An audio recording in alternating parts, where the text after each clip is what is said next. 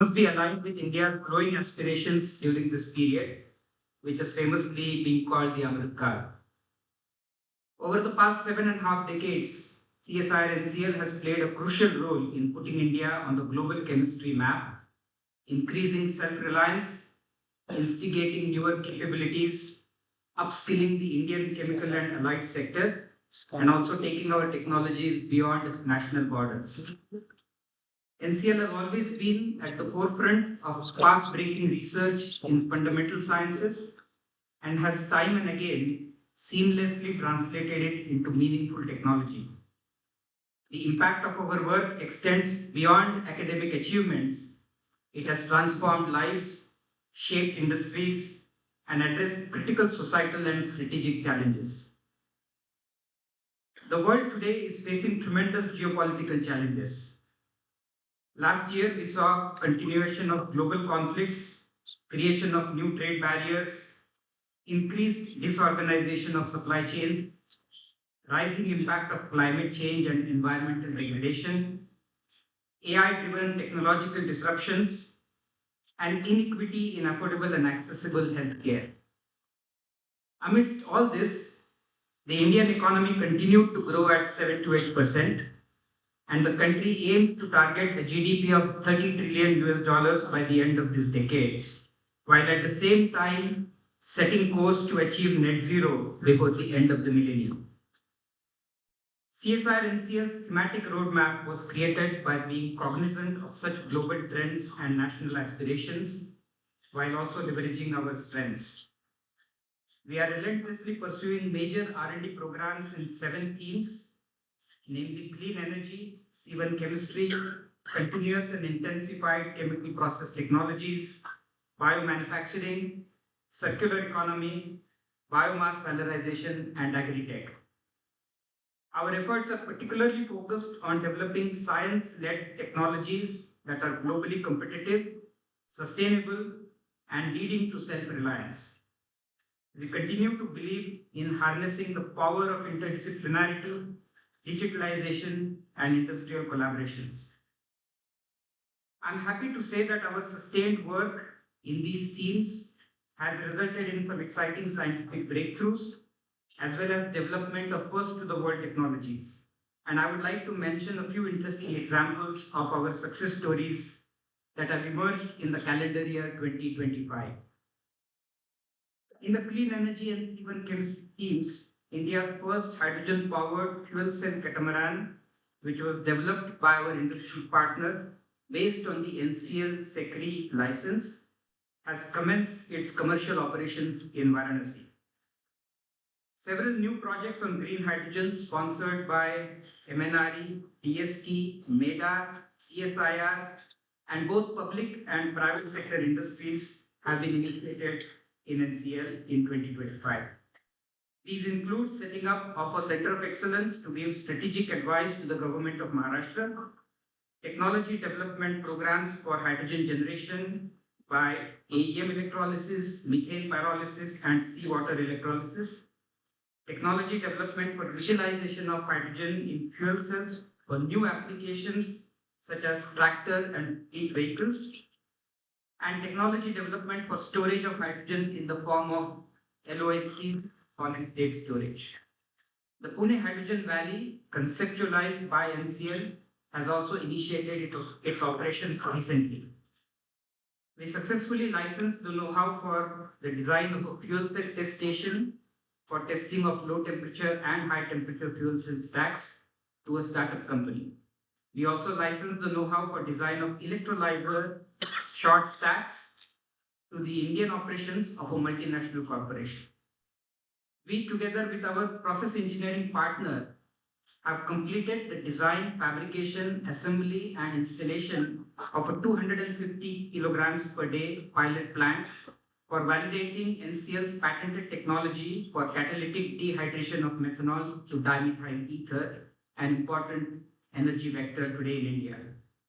This plant has been built under CSIR's CSPS scheme in collaboration with an industry partner. CSIR-NCL played leadership role in drafting DST's R&D roadmap for CCUS, which was launched recently. And we hope that this document will be used as a basis to craft the R&D strategy of the upcoming national CCUS mission of the government.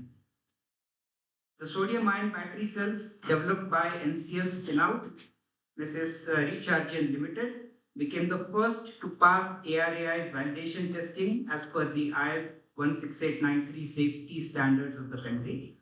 The company has also demonstrated recently a sodium-ion battery-powered bicycle. Under the healthcare and sustainable chemical industry theme, I am very proud to announce the licensing of a first-to-the-world solvent-free continuous manufacturing technology for the production of metformin hydrochloride, which is a leading first-line treatment for type 2 diabetes and has a global market of USD 20 billion with a 7% CAGR. NCL's process produces the API with high conversion, high selectivity, short residence time, and without any solvent. We also license the unique process know-how for manufacturing of POS55, a liquid fructooligosaccharide, which is a prebiotic sweetener used in food and beverages as a sugar substitute, providing low calories, enhanced sweetness, and gut health benefits. We also completed due diligence of another novel know-how for manufacturing insulin Lispro, a rapid-acting insulin for type 1 and 2 diabetes, and we expect signing a licensing agreement very soon. 3 of our exciting project proposals on biotherapeutics have been selected for funding by the Blockchain for Impact under the BFI Biome program. We hope to launch these projects in early 2026. We continue to make exciting progress in the major project funded by the Bill and Melinda Gates Foundation on genomic sequencing and development of diagnostic techniques for prevalent diseases affecting Indian livestock. The Living Lab, built as a center of excellence under NCL CPI's collaborative program, has been developing continuous flow process technologies for critical platform chemistries such as the Grignard reactions, nitration, nitrosylation, halogenation, and many others. In an associate program funded under the CRTDH scheme, we have developed lab-scale continuous flow processes for sustainable manufacturing of dyestuff, and examples include dyes like rhodamine B and several other reactive dyes. I'm particularly excited about the conceptualization of phase 2 of the Living Lab project, which we hope will enable both scale and speed of technology development in this important domain.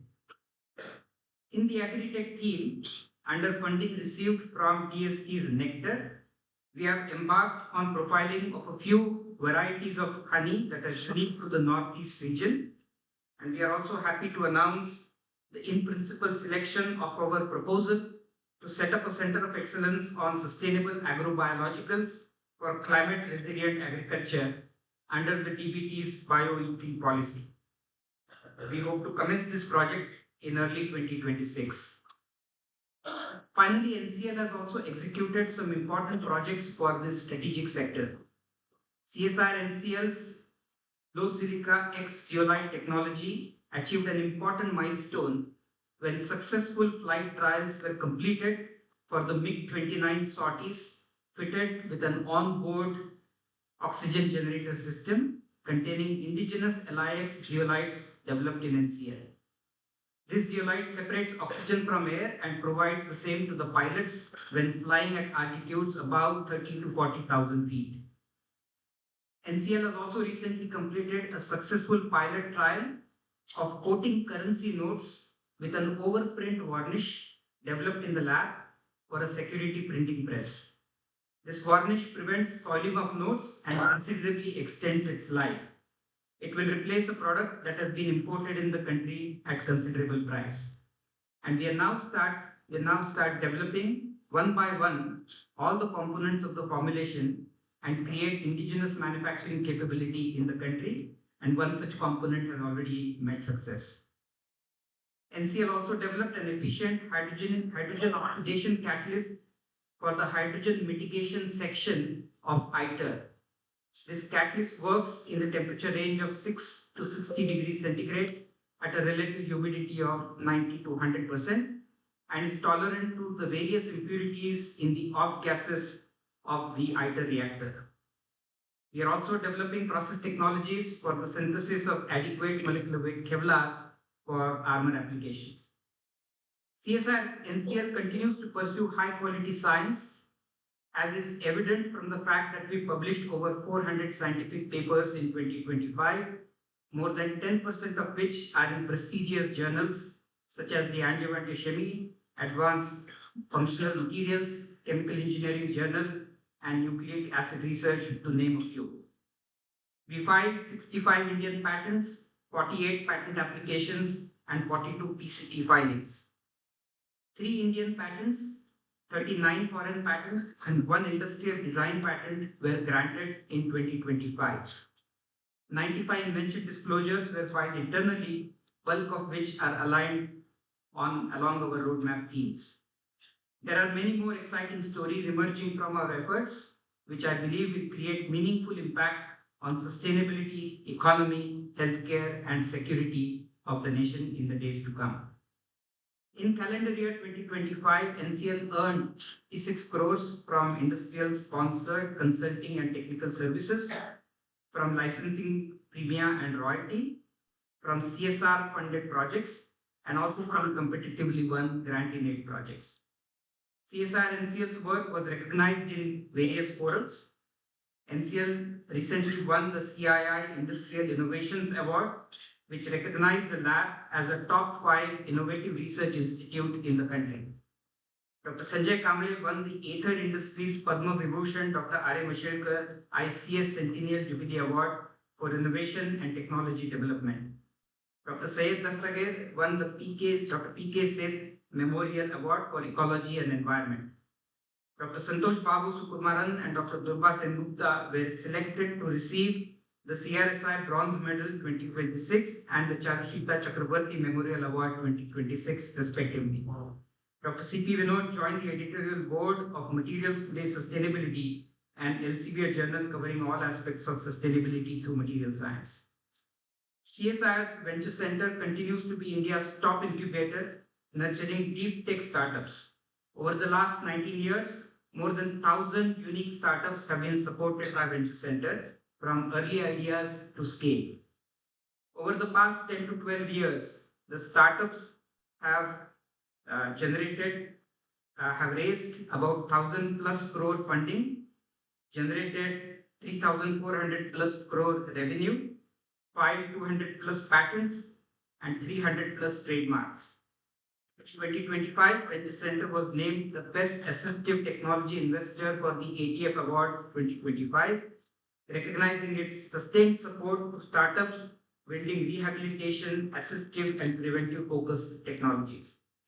In 2025, NCL organized a large number of industry meets, bilateral programs, conferences, and several named lectures, attracting industry and academic partners for collaborations.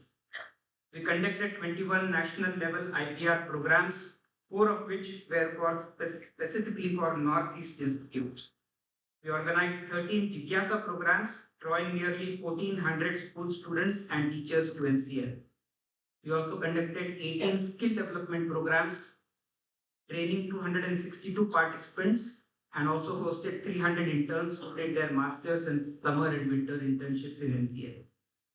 Our Archives and Science Museum team has been a fantastic brand ambassador to NCL.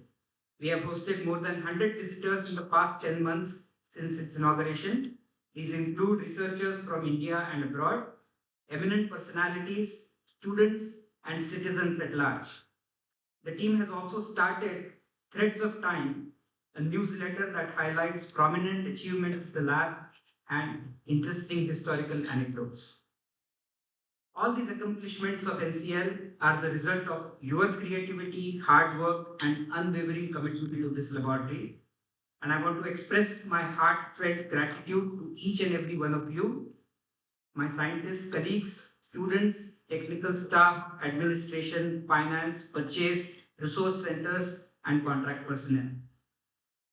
Going ahead, let us continue to push the boundaries of scientific exploration, strive to harness technological revolutions in digital and biotech spaces, and build new collaborations with industry, startups, and academia. Let us not shy away from exploring new business models that can chaperone our technologies across the many valleys of death so that they reach commercial success. Let us build strong institutional systems, dedicated administration, and a shared commitment to integrity and service. Recruiting fresh talent in NCL across all cadres is critical to our growth and progress, and I request your continued support in meeting this most important and perhaps the most challenging goal in 2026. I would like to end my address by expressing deep appreciation to our industry partners, academic collaborators, funding agencies, and CSI headquarters. Your support has been instrumental in enabling our research endeavors and ensuring that our work remains impactful and relevant. I wish all of you a very happy New Year 2026. May the year be filled with curiosity and creativity, collaborations and scientific rigor, leading to meaningful discoveries and real world impact.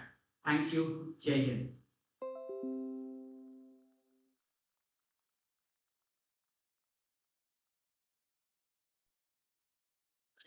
Thank you, sir, for highlighting the NCL efforts for Atmanirbhar and Viksit Bharat. So now I would request Dr. Karina to produce and introduce.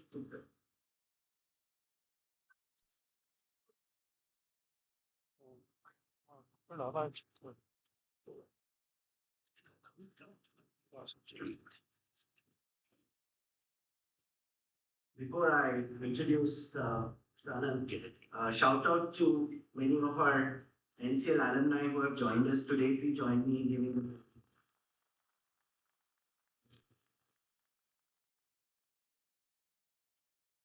Well, today, delighted to have this opportunity to introduce Professor M.S. Anand and to welcome him to deliver the NCL Foundation Day oration on this special occasion, which marks completion of 75 years of NCL's distinguished service to the nation.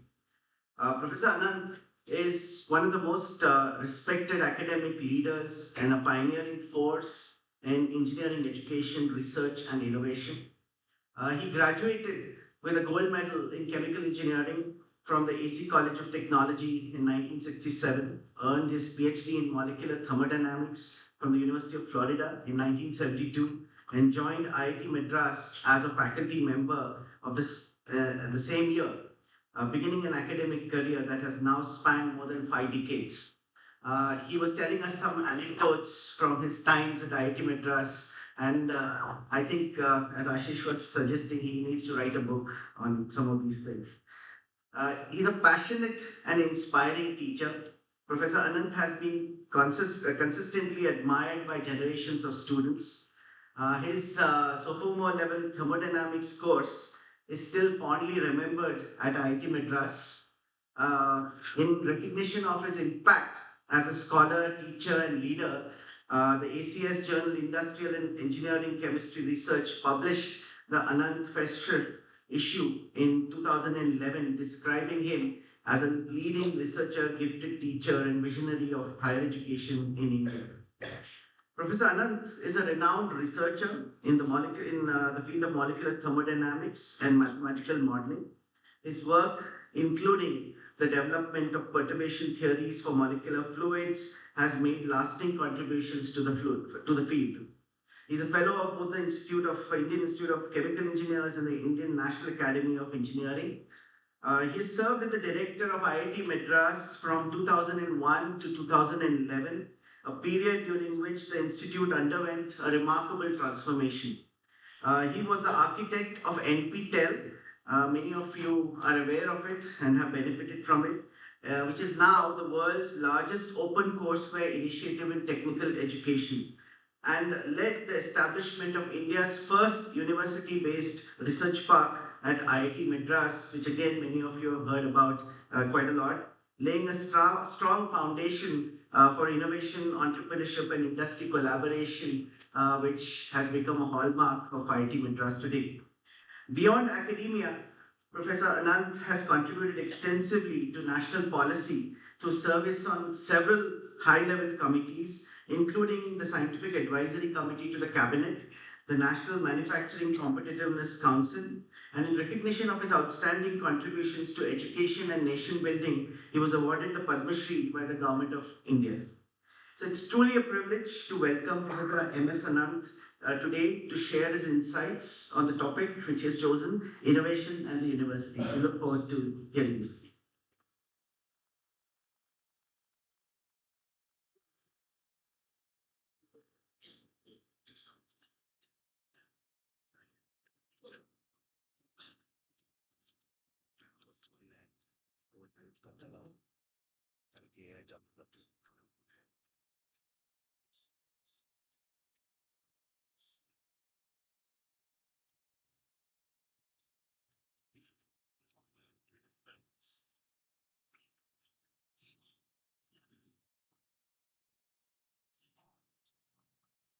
Very good morning to all of you. I want to thank Ashish for inviting me here for this function. And you're a glorious institution, and certainly you are actually older than some of the IITs. But my first visit here was in 1972 when Dr. L.K. Doraisamy was here as the director. And I went back to IIT Madras mainly because I like teaching. And teaching at that time was not part of the mandate of CSIR. Although I understand now you have a very good PhD program going. I'm reminded of what the great chemist Lewis he said in the preface to his book on thermodynamics. He said, all of you have visited ancient monuments that inspire awe and appreciation. He said, what you're looking at is the perfection of the whole, and that's what you're admiring. If you go back maybe a decade or so, and think of the time when they were actually being built. And he said, if you had come here, you would have heard the noise of hammer, the noise of things breaking, and so on. And language that's not particularly parliamentary, because workers are working. And he said, nevertheless, this tells you that these monuments are the result of an extraordinary amount of work done, given a vision. I think the important thing is the vision, and all of the big institutions in India also have all benefited from having a vision, and all of you have a vision statement. What doesn't happen is that the vision gets frozen. People don't, they're too afraid to touch it and change the vision statement. IITs wrote their vision statement only in 1998. So we've not yet had time to relook at it. But today I want to talk about innovation and university. Actually, I had given my title as Idea and the Idea of a University. There are many interesting articles on the idea of university. There's nothing that you don't know on this, but it's the humanities people who put things together in a form that's a pleasure to read. And I think this is an important aspect of thing that scientists should also learn. Yeah, the outline of my talk is like this. The traditional idea of university, the demands of the knowledge economy. That is what has changed. You must realize, I suppose to some extent the research labs also suffer from this thing. Everybody thinks they know everything about education. So when you're sitting as a director there, you get so much advice. You will be surprised the number of people visiting you to tell you how you should run the institution. In fact, when I first got appointed, when I came back to IIT, I found everybody else knew what an IIT director should do. I did. So I sat down and said, I have to learn that too. This is the demands of the knowledge economy are the demands. These are not the only demands, but these are the demands that we accepted. It's fair that they should expect education institutions to answer to these demands. I want to talk about some issues of governance because you get lectures on governance from good management specialists. They speak very well, so words are well chosen, but they don't apply to an education institution or to an R&D organization like yours, where it's really leadership among equals. not really as if there isn't a hierarchy, especially in institutes of learning with bright undergraduates, large number of bright undergraduates. You don't have a hierarchy. If there is a hierarchy, it's broken within a few months. So I want to talk about some issues of government, and I'm all of 80. So I hope you'll bear with me if I talk a little bit about ethics. I think ethics is far too important a topic to be ignored in any discussion. Okay, this is the Renaissance thinkers are the ones who developed this idea of university as we know it today. They made three assumptions. First, the material world is lawful. They didn't say anything about human beings and living things. They only said the material world obeys laws. They said there is a unity in knowledge that can be discovered only by a combined study of the naturals and the social sciences. Natural sciences includes engineering, and the social sciences, engineering and medicine, and social sciences includes humanities itself. And there's a nice article by Wilson on consilience, which brings out the thinking of the Renaissance thinkers. Ford said research brings passion to teaching, while teaching rejuvenates the researcher. In fact, I was too small a fry at that time. I was also on some committee in which they were discussing national laboratories and so on.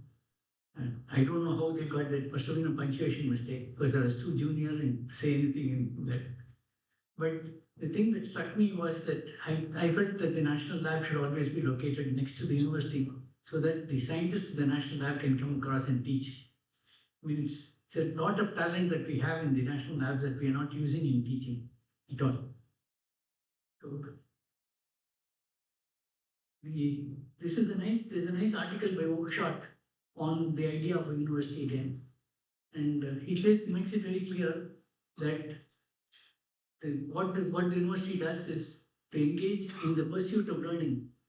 This pursuit of learning is characterized by no immediate use and attention to detail. Attention to detail is something that everybody knows.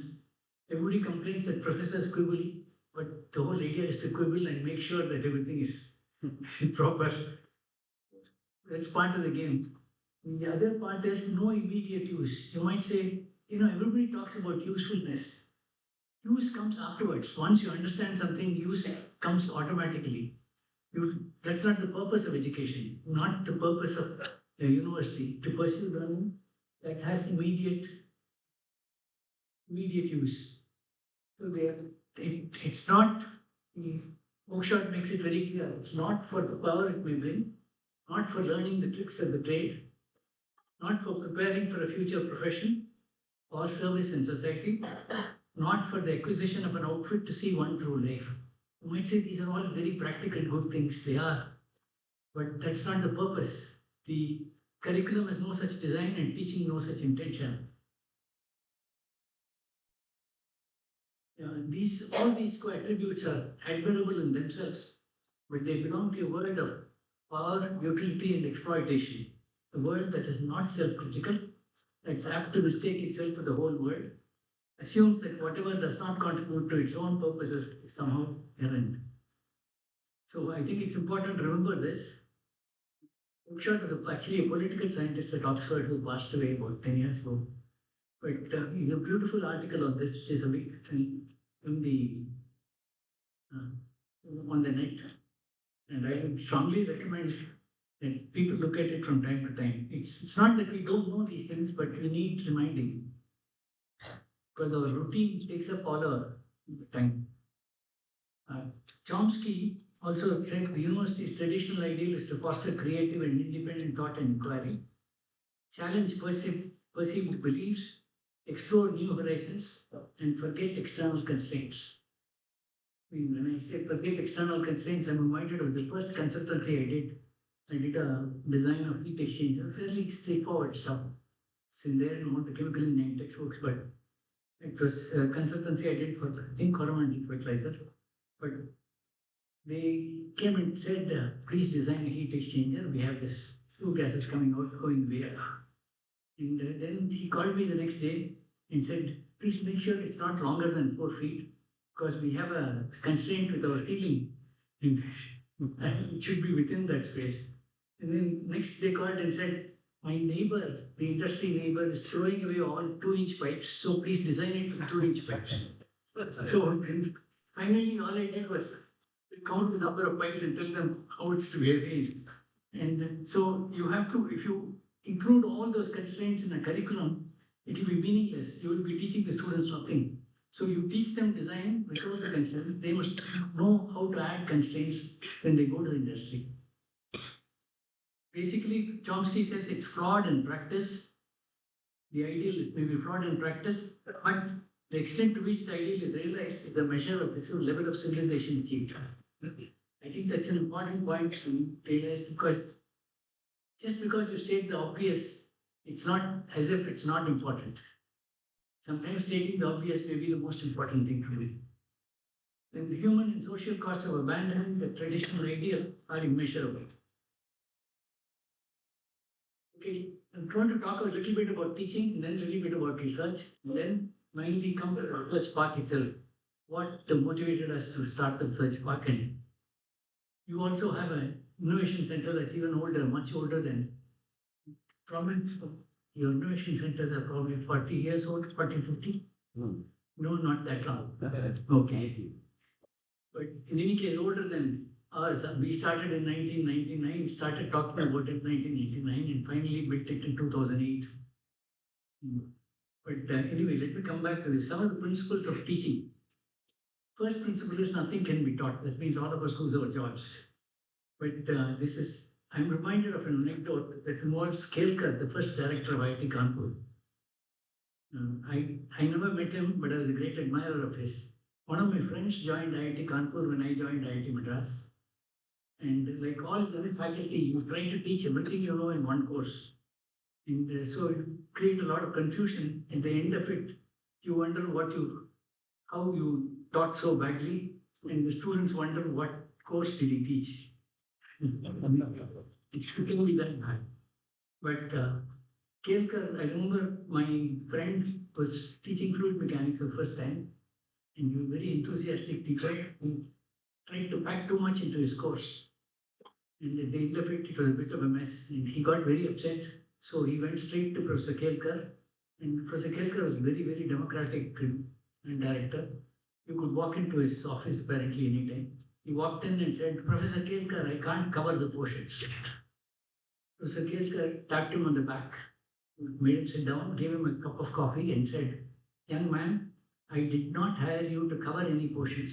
I actually hired you to uncover a part of them. I think it's a beautiful statement. So really, ultimately, students learn in spite of you. You know, you're a teacher there, you're there, unless there is a course called fluid mechanics and you go and stand there, they're not going to read fluid mechanics. So that's the only reason you're needed. Otherwise, of course, if you are really interested and excited, then it helps. Because then the student thinks if he can get so much pressure out of it, I can also get some pressure out of it. But this is important thing is not to cover the portions, and not feel compelled to cover the portions. To uncover a part of it is the most important part of it. I've gone and said this in schools and got into trouble. The principal there says, you're going to ruin my pass percentage. I mean, I never heard that word before, except when I gave talk in the schools. Pass percentage apparently refers to the percentage of students who pass. I don't know how it's an attribute to the teacher. In any case, it is. The second principle is example should be from the student's own environment. This is a bit tricky in India because we don't have a written documenting tradition. We don't have enough feedback from the industry to teach in class and say, this is why this is important and so on. And for example, when I first joined IIT Madras, they asked me to also teach chemical technology. And there was Madras refineries in those days. It's called Chennai Petroleum now. And many of our students were working there. So I asked them to get me logbook data so that I could corroborate what I was teaching. Then I discovered that the logbook data was the same year after year after year. And it turned out that our students were taking it only as seriously as they wrote the lab reports. The lab reports, if you come to IT or even go to AC college, my own alma mater, you will find some of the lab reports are absolutely authentic from 1959. It's the same, they say it's science after all, it's the same experiment. Instead of doing it in time, somebody has already done it and here's the result. So maybe it's difficult, whereas in the West, very often the documentations are much better. So you're able to use it in your work. The third principle is diverse approaches to the same problem, more educative than a diverse set of problems. I'm reminded of an anecdote. This is actually a mathematician, Grothendieck, a very famous mathematician. He talked about the difference between a physicist and a mathematician. Of course, Grothendieck was a mathematician, so the story is loaded in favor of the mathematician. They were both called, a mathematician and a physicist were both called and asked to make tea. They were given a glass full of water and asked to make tea. So they boiled the water, added tea leaves, all that, made tea. Then they were both called again and given an empty glass and asked to make tea. The physicist filled it with water, boiled the water, made tea again. The mathematician filled it with water, left it on the table. He said, by the previous theorem, I've already made tea. You don't actually get tea, but it's simply in principle, tea can be made. So I think that is an approach that is very useful because connecting problems to problems that have been solved before is a very perceptive thing and it's very good education. It's even better than solving so many problems, except unless you're writing an entrance exam, then you should have solved all the problems before because speed is of essence. Repetition is a necessary part of teaching. Actually, this is something that you sort of realize because your class is not always attentive. And I'm reminded again of an anecdote. When I first went to the US, I was in graduate school and I was a good business in those days. And one of my professors dragged me off to listen to a pastor. The pastor was a good friend of his. This pastor spoke very well, but he repeated himself 7 times. So at the end of the talk, I was introduced to him. I asked him, how come you repeated yourself 7 times? He said, gee, did I do that? Then I did, right? Because in the school of pastors, they tell me the congregation is only 1/7 of the congregation is listening at any time. The problem, of course, is the same 7th listens to you. That's good. Well, I think repetition is necessary. I tell my students to be grateful that I don't repeat myself 7 times. I only repeat myself 3 times. That is for survival. I tell you what I told you, then I tell you what I'm going to tell you just now, and then I tell you what I'm going to tell you next class. So this is minimum continuity for my own survival. Practice leads to perfection. This is not really necessary in education, more necessary when you're preparing for exams and stuff like that. But this is a story, not an anecdote. A big game hunter was hunting for lions in Africa and came back very tired, with all his bullets exhausted except one bullet. And as he was turning into the camp, what did he saw a lion sitting there ready to jump. So he took a shot at it, missed.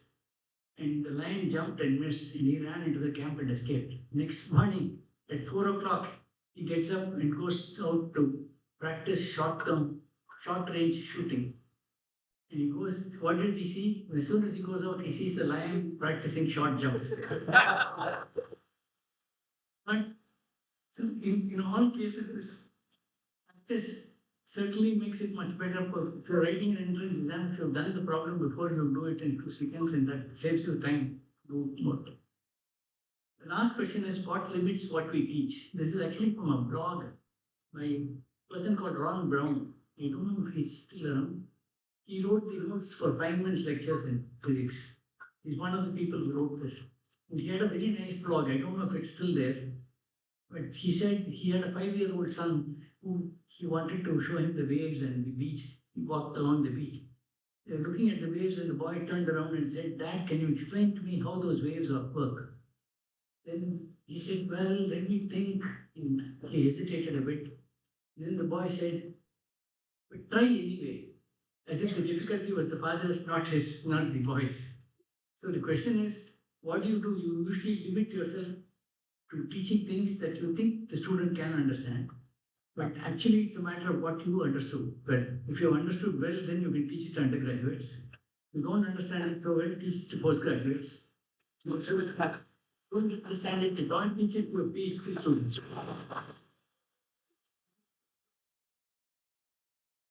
You see, professions.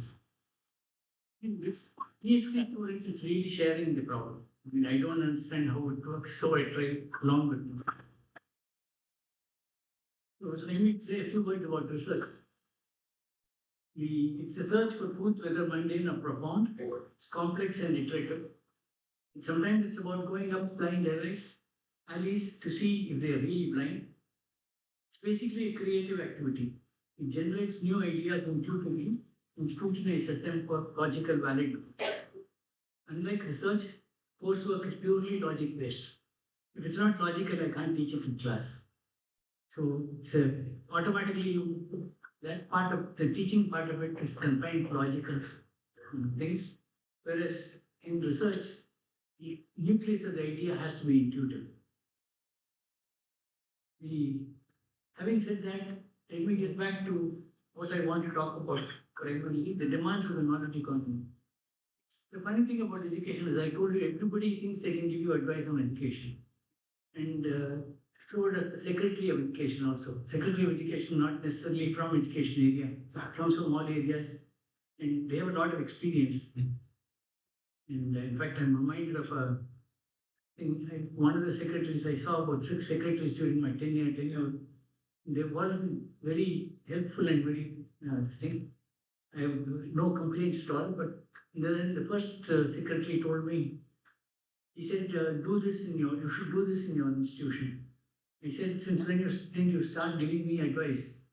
After all, I have a whole senate of 180 professors. It can be very difficult to get consensus. But once you get consensus, they tell you what to do, and that's what you do. And the Senate is basically the democratic organization. And he said, no, take my advice. I have 40 years of experience. And I had to tell him that there was a Professor Vaduri who was director of NAL. He was member of our Senate and he was the youngest member. He was apparently only 32 when he became professor. It's unheard of practically. And Professor Sengupta was the director of the institute. And Professor Sengupta tried to convince the Senate about something. And Vaduri kept arguing about it. And finally, Sengupta said, young man, I have 40 years of experience. And Vaduri said, I beg your pardon, sir. What you have is 1 year's experience 40 times over. See, the thing is, remarkable thing is that life, particularly experiences in life, are repetitive. So if you're twice as old, doesn't mean you're twice as wise. You're probably 5% wiser. So every year you have to add incremental.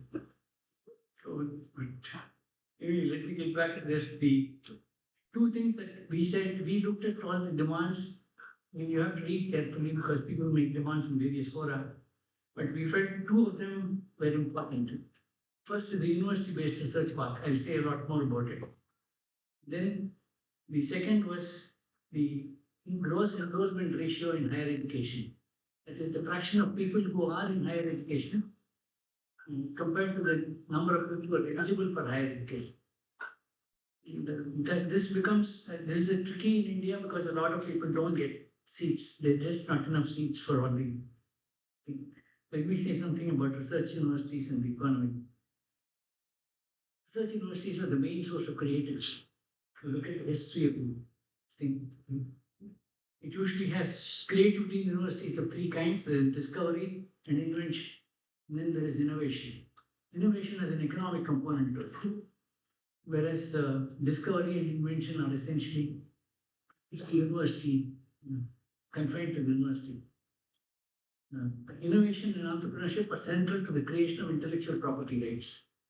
And I was looking at 90s, just before I became director in 99. So I was looking at some UN reports, and they said 40% of the gross income in US and UK and other developed countries is from IPRs.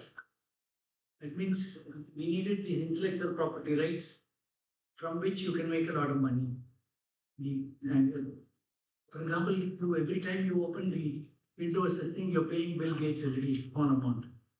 And I mean, you don't think of it that way, but you end up with huge amount of money going into a developed country like the US. So then universities need to manage their creativity better. So this is a good demand because creativity is part of the university. Can you manage it better so that you earn something for the country? No, there are many articles, and the articles tell you that discovery and invention are managed by the Magic Garden approach. Magic Garden approach is to bring unlike minds together, trigger off a lot of discussions, and in the case of universities, if you have a professor who is very good and he doesn't do anything else, you still have to keep him in the premises just for the sake, just because he has so much knowledge. And you use the Magic Garden approach, that means you bring them together, bring unlike minds together, leave them alone completely. And if you are the director, you pray. Because otherwise, all of them can do nothing and you'll be in trouble when your annual report is due. The other part is innovation. Innovation also comes from the same approach. Innovation of this approach of the idea factory approach, it's called, where you bring people together, unlike minds. And in fact, I keep telling our students, they often make, unlike minds are the ones who make friends with one another. I tell them unlike minds is much more profitable because you will get ideas that are very different from yours. But and some of the organizations that did very well in this approach are Bell Labs, for example. And there were many such examples in the US. Bell Labs was particularly effective in this. So the question is, what do you do? So you build a property-based venture in a university, near a university campus. You bring unlike minds together, students, faculty, and industry personnel. We all have different approaches. The difference is that university faculty tend to look at unity in knowledge, whereas the industry looks at differences in knowledge. Unless you're different, your industry is not going to make a profit. So I think the whole approach is, both are valid approaches, but there are two ways of approaching the same problem. It promotes, essentially, the university path promotes innovation, competitiveness, and entrepreneurship. It helps convert research ideas into innovative technologies. It creates and nurtures such startups. I put that in parentheses because in a place like the US, you don't have nurturing of startups in the university because there's enough venture capital available. In India, venture capital comes only after the venture is over. When it's very safe, then they give you money.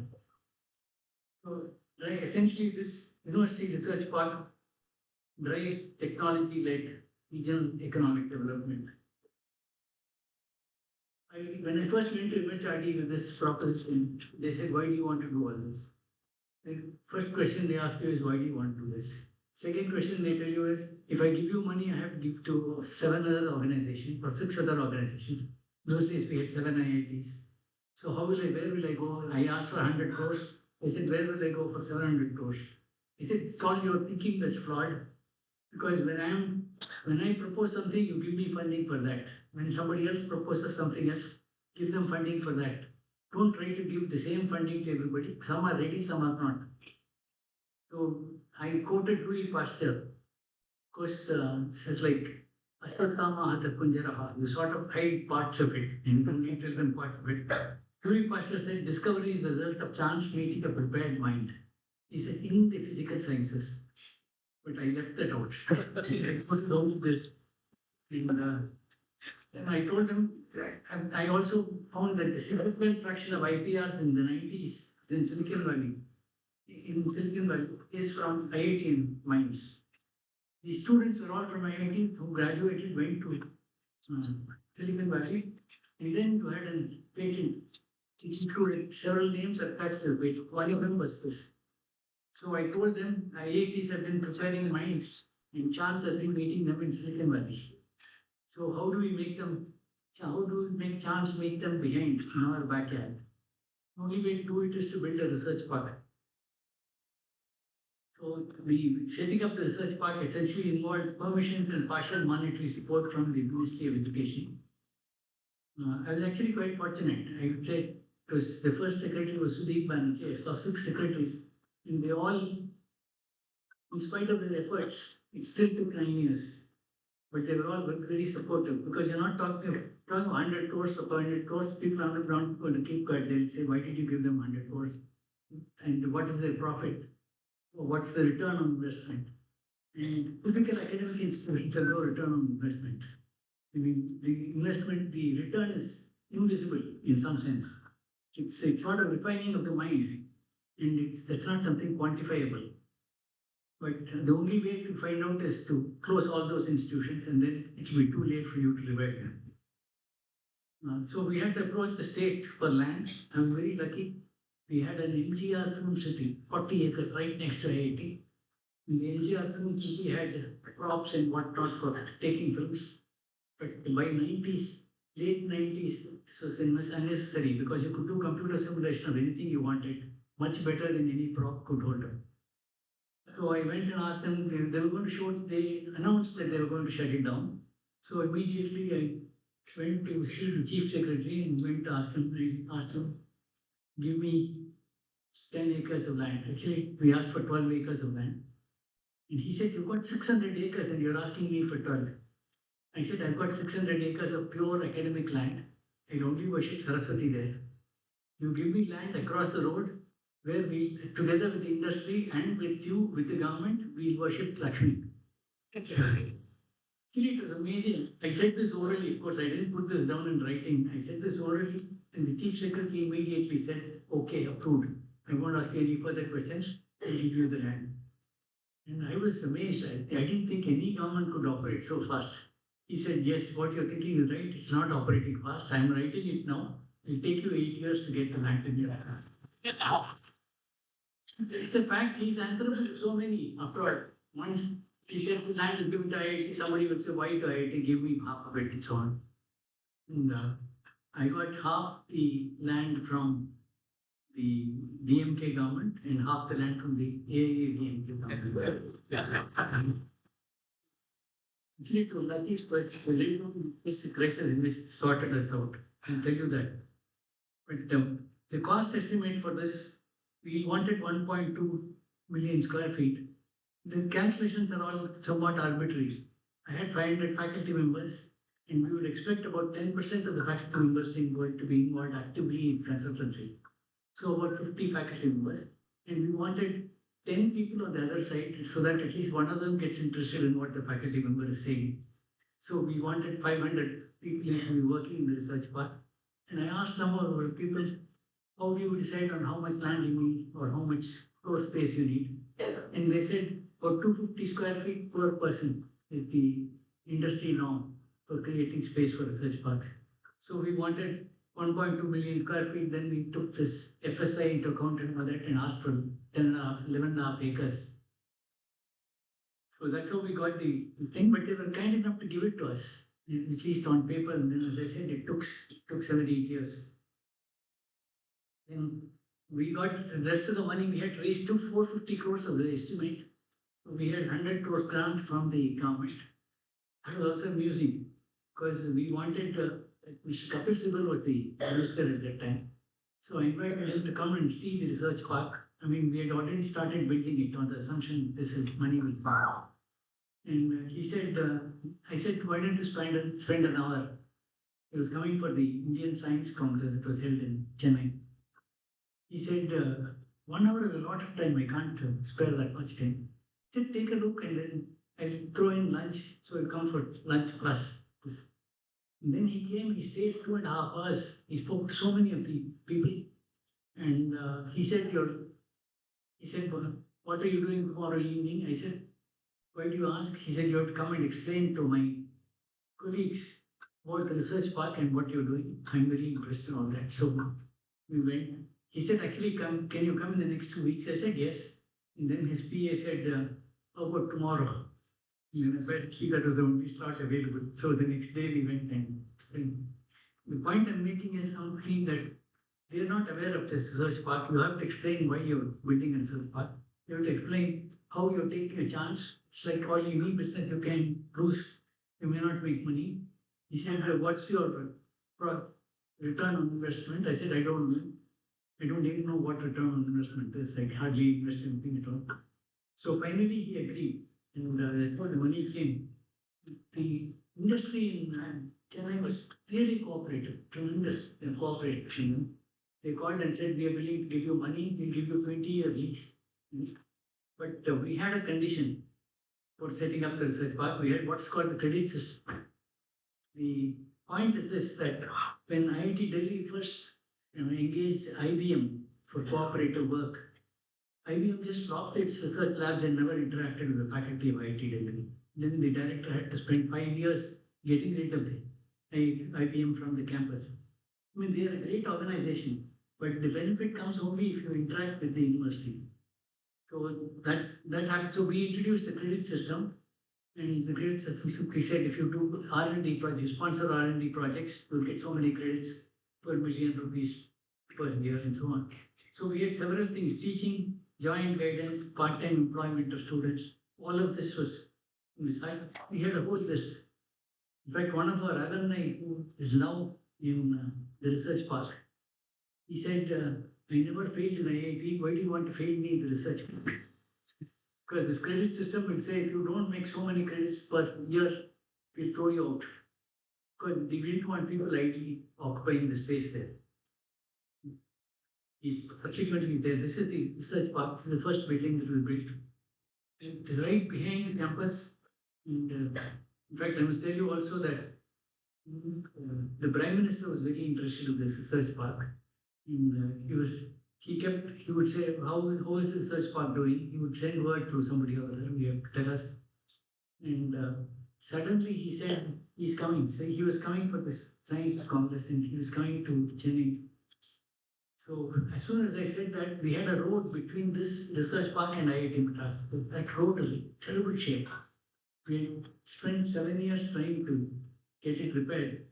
And then once the Prime Minister said he's coming, we called and said, Prime Minister is coming. Amazing, in one day the road was paved. This happened from time to time. So in fact, there was one Mr. Chaturvedi in the Prime Minister's office with whom I was in touch. And I requested him from time to time, please ask the Prime Minister to threaten coming to Russia. Then we can get things done. This is an example of some R&D clients. This is as of 2011. This is just to tell you, and we had incubators. We decided that if venture capital is not available in India, we must make it available. So we got together the alumni and we created a fund for this also. But main thing is this is an old one, 2011, because after that I have not been there. And for Professor Bhaskar or Professor Kamakoti comes along, they can add to what I will do. So these are some of these, all these are incubators are all from IIT Madras. They have to have some connection with IIT Madras.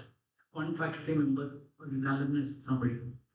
And anyway, these are all some examples of institutions. And I also want to tell you about area-wise clients. I was worried that it may become completely electronic or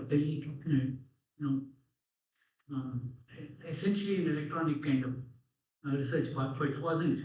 You can see the spread of disciplines. This is the right at the beginning. So this is the phase 2. We had total 1.2 million square feet. What you saw earlier was only 400,000 square feet. And this is an artist drawing, but it's almost exactly like this now. So it was a very healthy beginning in 2011. I got it started in 2010 actually. Full of, really nearly full occupancy, 35 companies and 2,000 people in the very first year. And now over 100 companies and 5,000 people. That's the occupancy rate right now. And then about 200 students, interns in the park. That's really very useful. The students have a very clear idea of what the industry does, what they do, and so on, because they go work there. Over 40 patents in the first year, now 300 a year. I tell you, Dr. Chidambaram was the chairman board of governors for us. When I was struggling through this setting up the research park, it was very good. He said suddenly he called me and said, Anand, you're going to US, go to Washington. There is a meeting of the Association of University Research Parks. I knew about the meeting. So you should attend on behalf of India. I said, what research park? Because it was not even halfway through. We didn't got all the sanctions and all that. He said, doesn't matter, you're the only one talking about it, so you go. So I went on representing. First speaker was a Chinese This lady came and said China has a very modest program, only 100 research parks, only 100 acres per research park, only $1.2 billion aid per research park. I put up my hand and said, can I go last?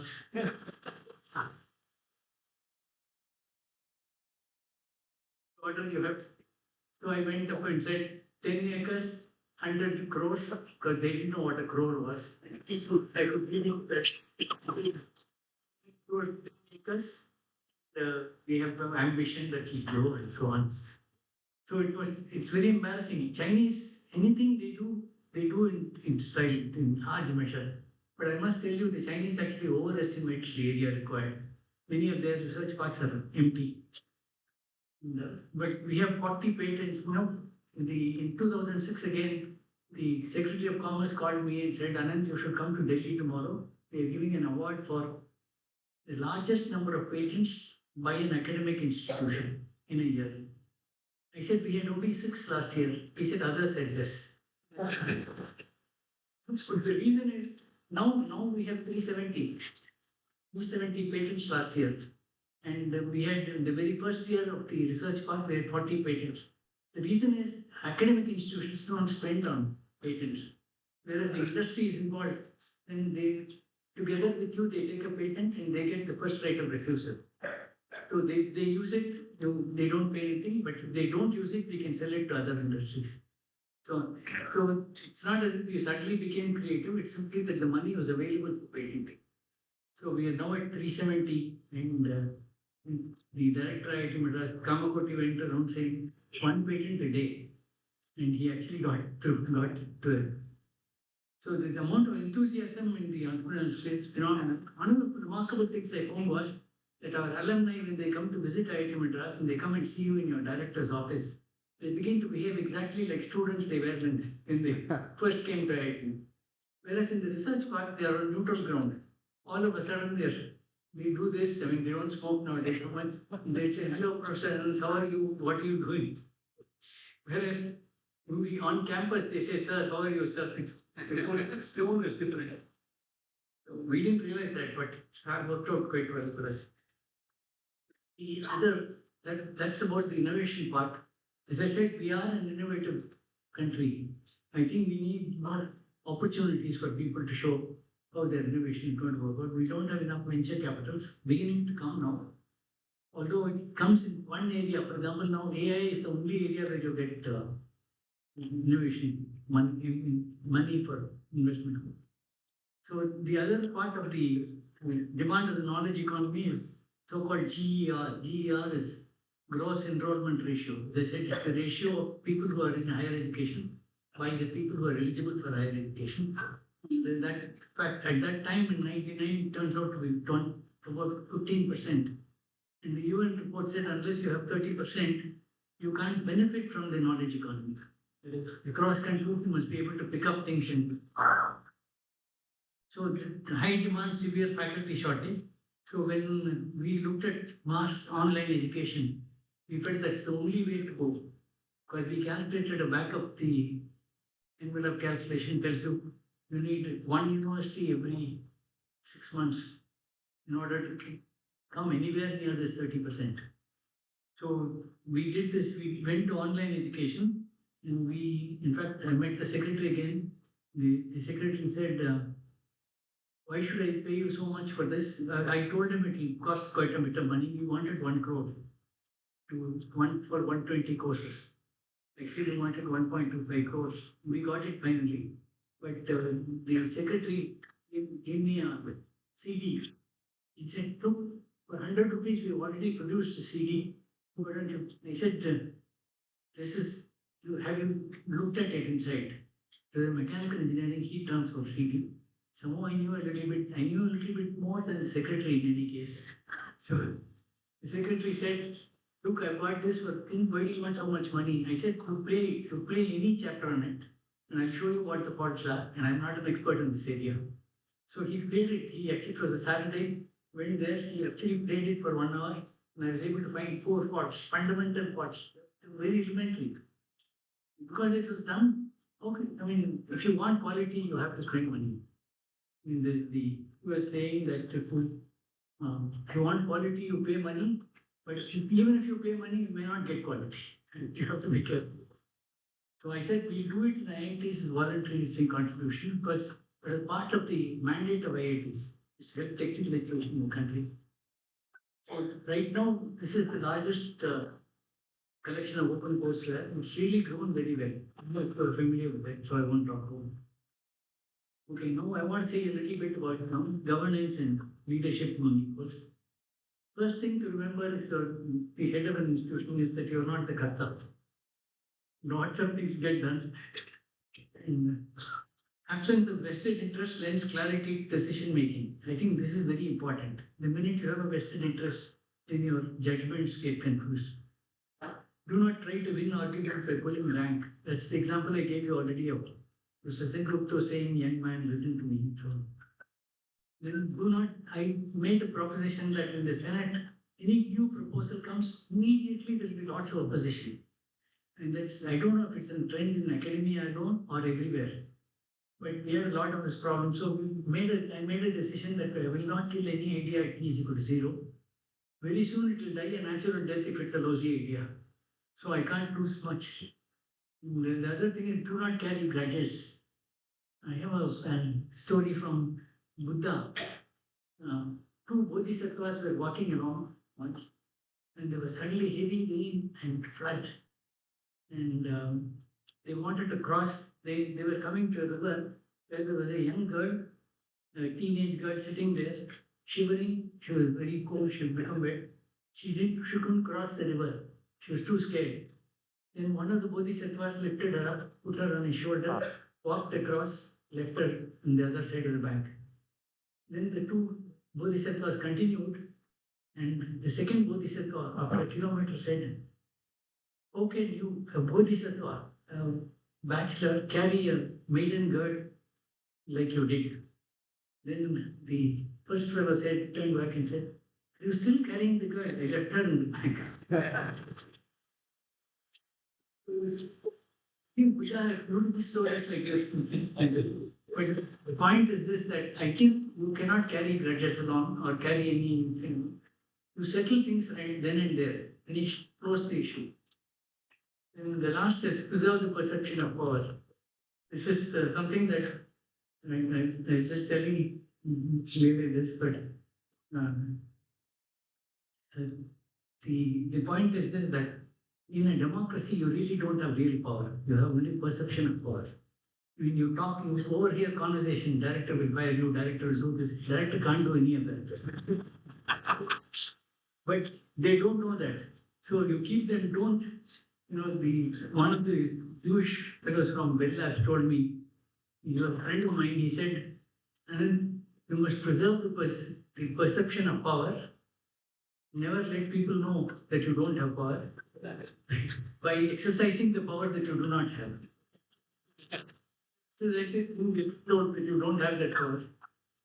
So you are at a disadvantage there. So you have to preserve the perception of power.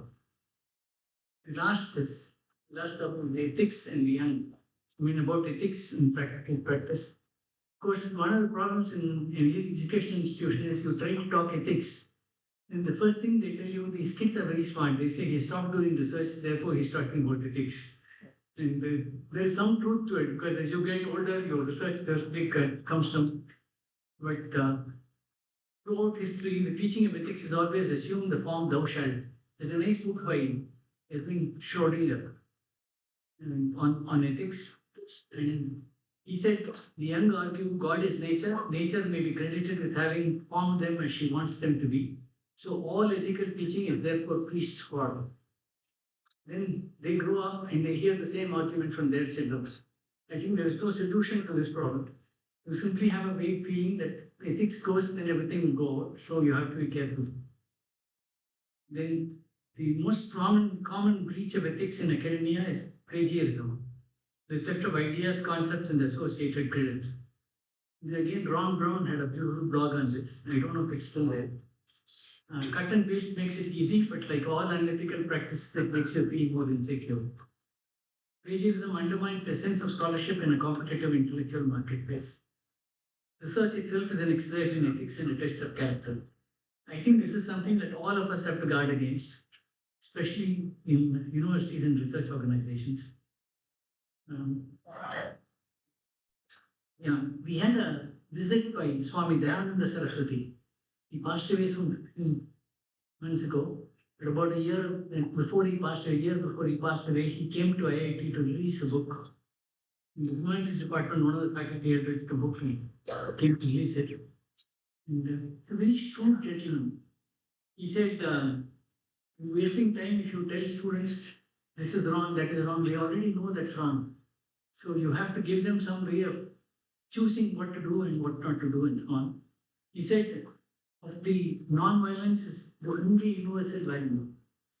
Others include power, wealth, power is also value, the wealth has value, and the fulfillment of desires has value. But he said the value of non-violence you should teach them is much greater than the value of artha or kama. So that means the latter are not worth acquiring unless you acquire it by non-violent means. So and he quoted Krishna and he said, if you walk the path of dharma, I walk with you, otherwise you walk alone. Walking alone is not so easy. And our students, we have a temple for Vinayaka inside the campus, right next to our guest hostel. And our students normally cycle straight across. But when the exam comes, they go wrong it. Yeah. I said, why do you do that? He said, 5 marks, sir. It comes fine. Let's talk in the hostel. For 5 marks, you go wrong with it. So, and our Swami Dayananda Saraswati just spoke to a few students and he came and said, just like your temple, Vinayaka temple, you don't walk alone. If you go around the temple, then Vinayaka goes with you to the examination hall and you do well. He said, you should try to tell them this rather than tell them that acquiring wealth is bad. Acquiring wealth is not bad, it's good. But acquiring wealth by non-violent means is important. I think that's the last. Well, thank you very much. And,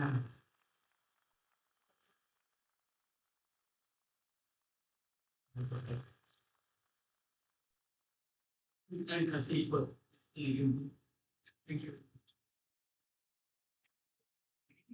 It was waiting talk. Very amazing.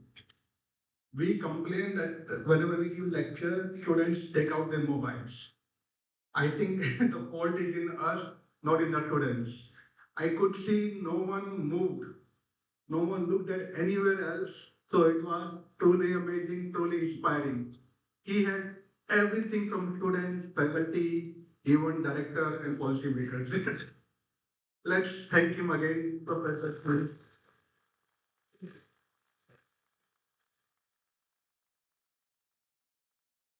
I mean, invite Dr. Dilip to please present an event.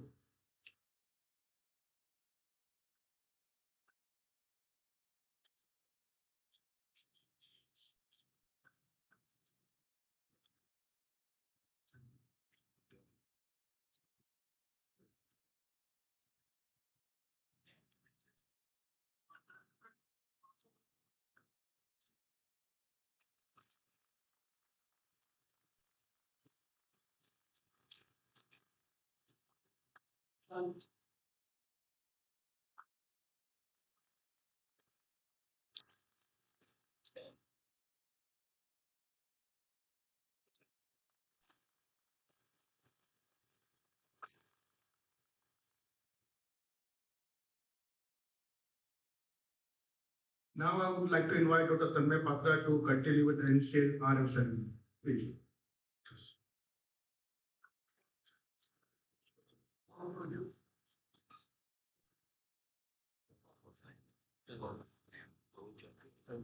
Good to see everyone.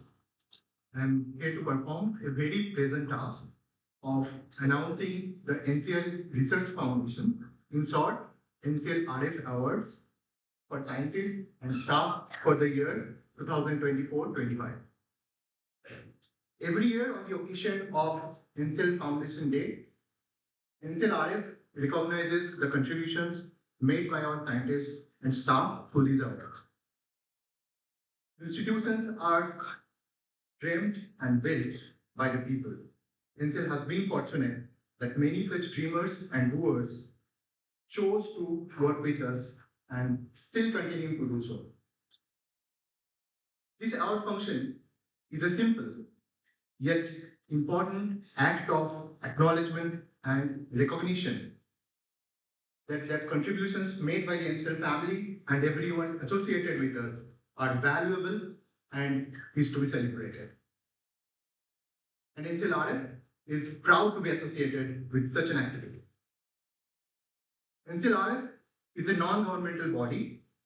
It was registered in 1990 as a non-profit public trust. Through these awards, NCL wishes to acknowledge and celebrate the following values of the NCL team: sustained excellence in science and technology, contributions in creation of wealth in society through science and technology, individual efforts beyond the call of normal duty, and constant endeavor to improve productivity and efficiency. NCL also honors the men and women who made NCL proud through supporting several named lectures. It is fully supported by donations made by individuals and companies. It is managed by distinguished board of trustees drawn from academia, industry, and public life. NCL appointed external and internal committees to select the award winners. We acknowledge and appreciate the efforts put in by the committee members who assisted in this task. With this brief introduction, I would like to move on to announcing the NCL awards for the year 2024-25. All these awards would carry a certificate of commendation.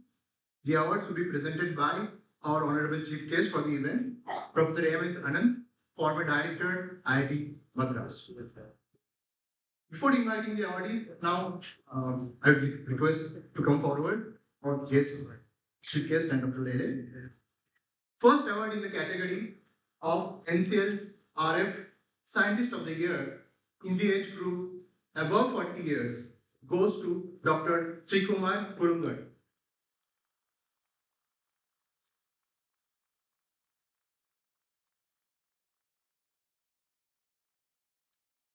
For his key contributions to the development of efficient green energy technologies such as PM,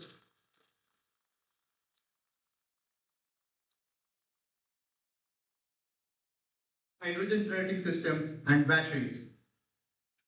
I will request Dr. Srikumar to say something.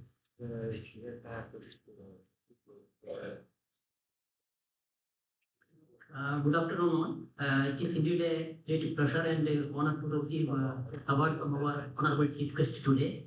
I am thankful to the NCL Research Foundation for selecting me for the award.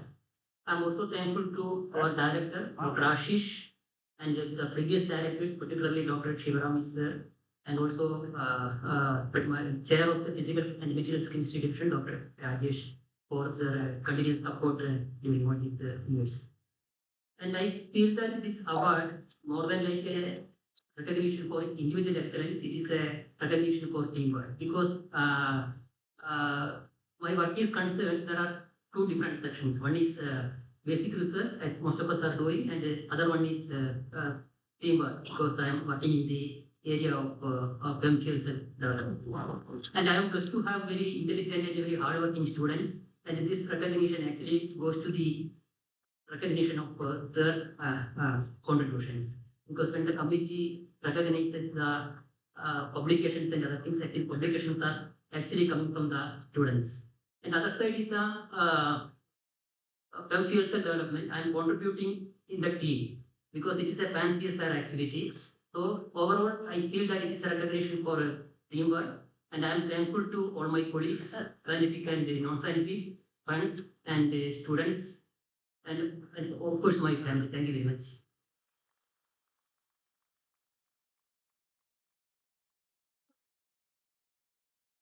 The next award in the category of NCL RF Scientist of the Year in the age group below 40 years goes to Dr. Nagaraju Bashu.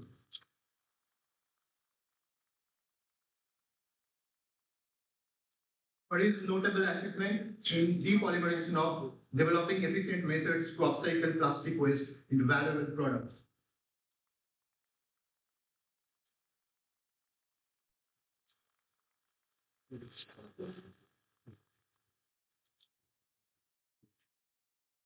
I request Dr. Nagaraj to say a few. Okay. I thank NCL and director for this award, and also I would like to thank my chair, Dr. Ramana, for supporting me all the time, and all the colleagues in the OCD department. So yeah, I would like to thank mainly my students for their continuous effort. Yeah, without them, it's not possible. So all credit goes to them, and thank all NCLites and as well as examiners.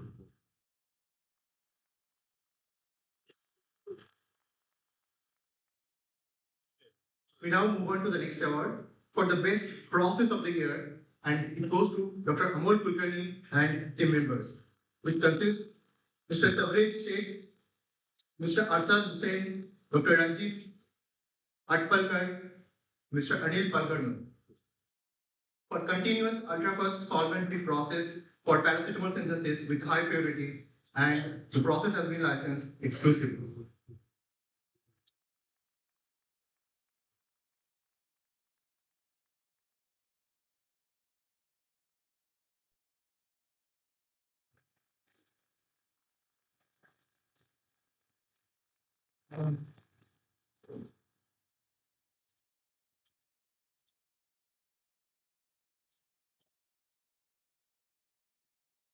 I request Dr. Amol to wait for the next award. The best commercialized technology of the year, and again it goes to Dr. Amol Kulkarni for commercialization of continuous ozonolysis based process for the production of azelaic acid from folic acid. The team member, I request these team members to also join Dr. Ranjit Atpalkar, Anil Palgarmal, Satyam Naidu Basireddy, Arshad Hussain, Tabrez Sheikh, Gantimedi Vishnu, Sneha Patil, Dr. E. Srinivas Reddy, Dr. Paresh Athavale.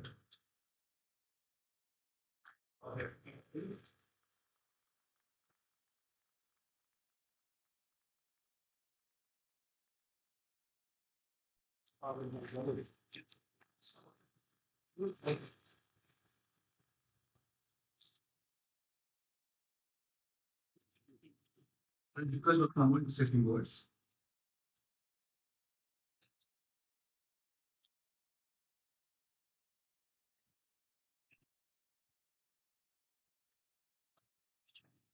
Thank you very much, respected Chief Guest, Dr. Anand, Honorable Director NCL, Dr. Ashish Lele, my colleagues, friends in NCL. First of all, I thank the NCL-RF Foundation for selecting the work done by our groups and the teams for the Best Process Development Award and the Best Commercialized Process Award for this year. Both of these are team efforts, and you could see the names of the people who are there. I will say a few words about both the processes.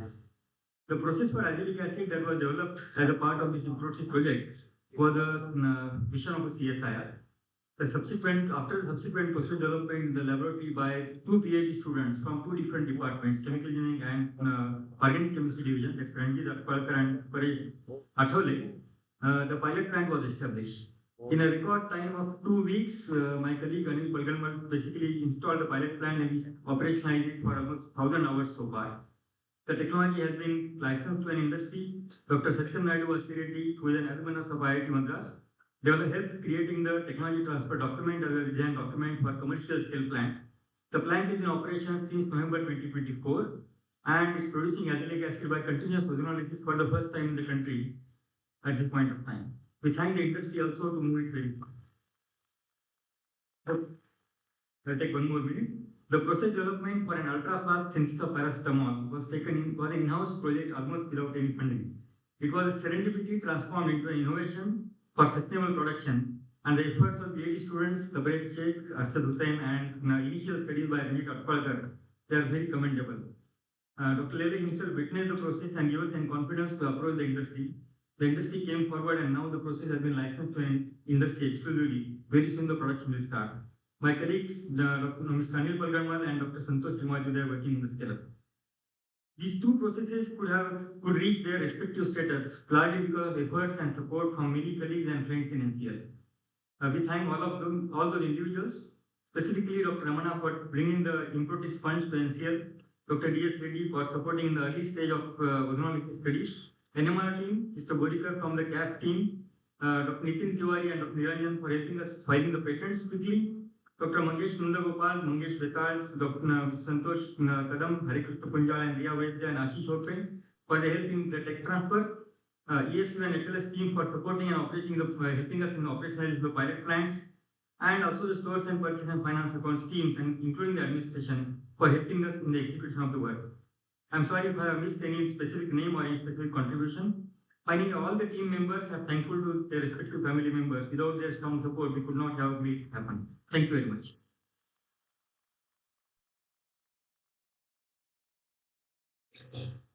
The next award is for new initiative taken by R&D support system, and it goes to Dr. Santosh Uge and Dr. Ravinder Kontham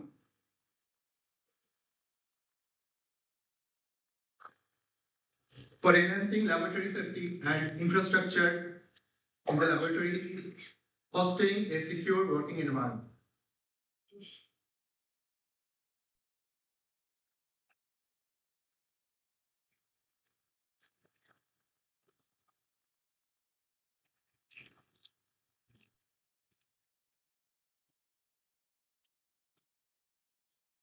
The next award, set of awards are in the category of individual merit award, and each award includes a certificate of commendation. First award in this series goes to Mr. Gati Nayak for his exemplary dedication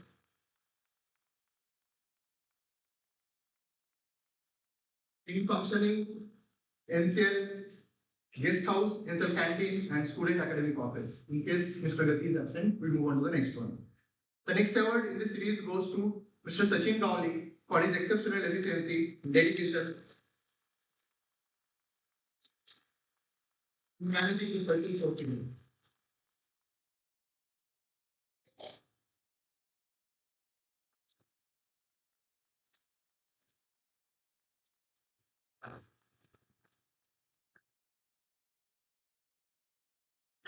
The next award in this series goes to Mr. Swapnil Ahirao for his significant contributions to the development of indigenous fuel cell test station.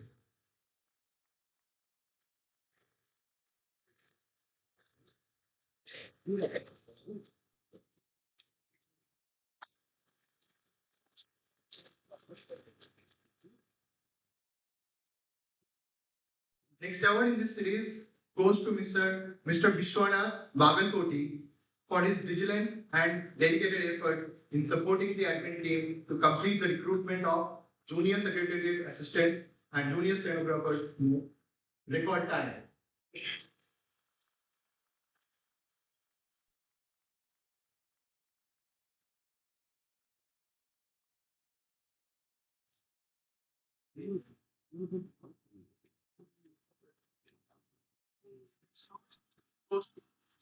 Shant Mane and Mr. Himesh Pratamkar for their exemplary work on NMR probes and autosampler, resulting in substantial savings of time and resources.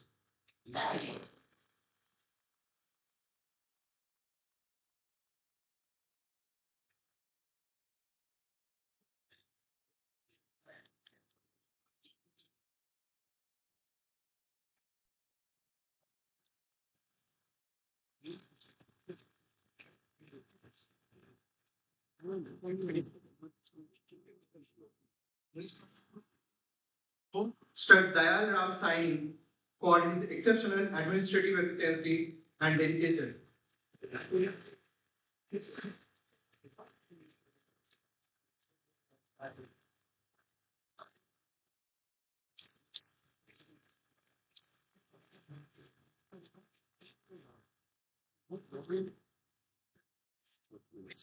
This goes to Mr. Amol Pathak and Mr. Amol Bhagat for their exceptional efforts to complete the staff promotion assessment in record time, coordinating and managing all the logistics.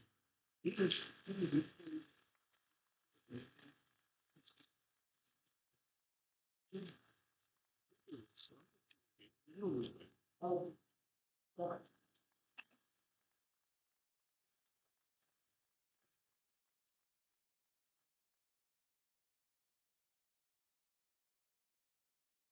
next of awards are in the category of Directors Commendation Award.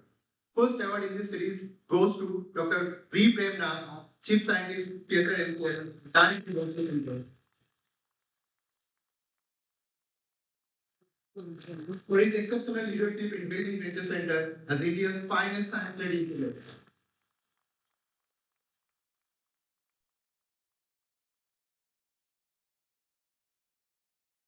The next award in this series goes to Mr. Deepak Jodi for his exceptional support in the management of Director's Office.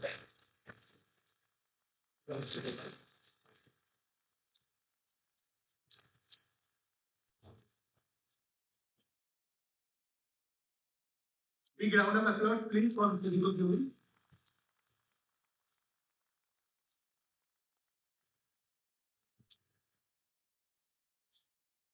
The next award in this series goes to the NCL Alumni Association Committee for successfully creating and launching the NCL Alumni Association.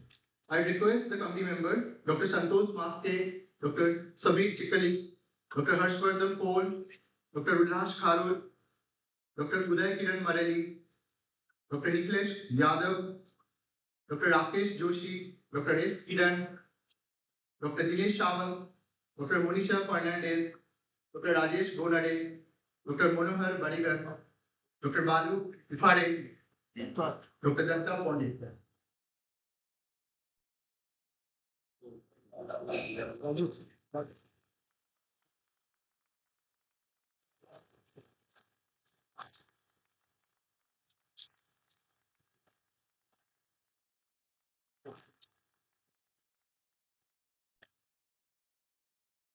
NCL Alumni Association is a Section 8 company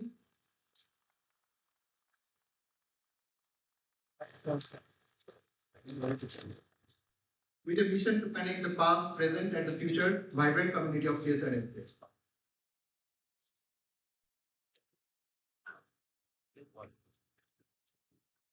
The next award in this thing, the last one goes to Mr. Anil Manushare for his exceptional contributions in aligning the new accounting system with the earlier software system.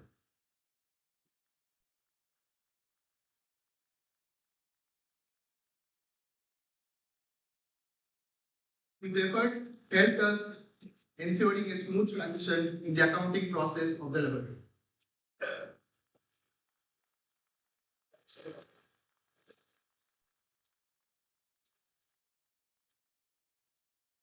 With these awards, we conclude NCL Award Distribution Ceremony for the year 2024-25.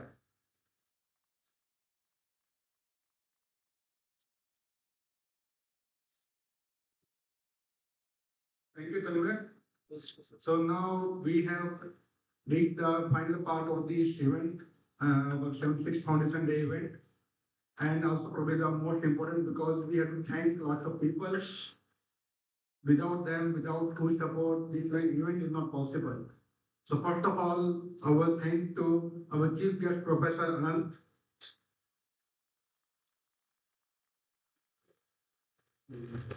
We cannot say in words how grateful we are that you came here and gave us very inspiring, very insightful talk. Thank you very much. I would like to thank Dr. Anshel for his continued guidance and support and his leadership in taking NCL forward.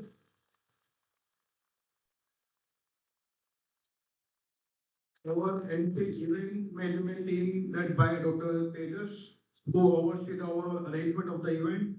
Dr. Yogesh Mahajan for decorating the whole auditorium and the area. That gave a very welcoming and warm atmosphere. I would like to thank the IC team led by the Jagtap in doing IT support and live streaming of the event. Thank you, the IC team again. I would like to thank NCL administration, director's office, and the SU team to overall arrangement and all the backstage arrangements which have been going on probably for the last few days. Thank you again. I would like to thank our NCL Archives and Museum team, library team, and our publication and science team, the science communication team. Thank you very much. And without food, we cannot survive. So thank you, Gati Naik from canteen staff team. I hope I have covered everyone, but if I have missed someone, please excuse me. I would like to thank all of you who are present here in person, who are present online, and also alumni associated people who came, and congratulations to all the NCL RF awardees. Thank you very much. See you next year.